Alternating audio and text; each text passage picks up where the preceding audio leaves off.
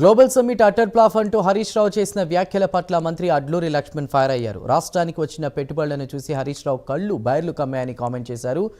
ఇక visionless document అంటూ Harish Rao comments చేయడం పట్ల ఆగ్రహం వ్యక్తం చేశారు. బీఆర్ఎస్ విజన్ కాళేశ్వరం కూలేశ్వరం అయ్యే విజన్ అంటూ కూడా మంత్రి అడ్లూరి లక్ష్మణ్ సెటైర్లు వేశారు. మాజీ మంత్రి హరీష్ రావు రాత్రే 8వ తారీఖు 9వ తారీఖు సబ్మిట్ అయిపోయింది. 9వ తారీఖు అయింది, 10వ 20 ఉదయమే ప్రెస్ నోట్ రిలీజ్ చేసినారు.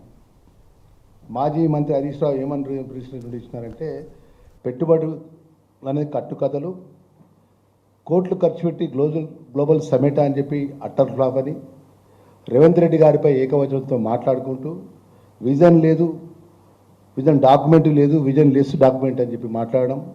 మరి ఒక రాత్రే ఒక స్క్రిప్ట్ తయారు చేసుకొని మరి పెద్ద ఎత్తున ప్రెస్ నోట్ రిలీజ్ చేయడం. దాన్ని మన రాష్ట్ర కేబినెట్ మంత్రిగా మేము దాన్ని తీవ్రంగా ఖండిస్తూ, కాంగ్రెస్ పార్టీ ప్రభుత్వం సీఎం రేవంత్ రెడ్డి గారు ఏర్పాటు చేసిన తెలంగాణ గ్లోబల్ సమ్మిట్ని చూసి అటు బావకు బావమార్తికి ఇద్దరుకు, హరీష్ రావుకు కేటీఆర్కు బైర్లు గమ్మినాయి.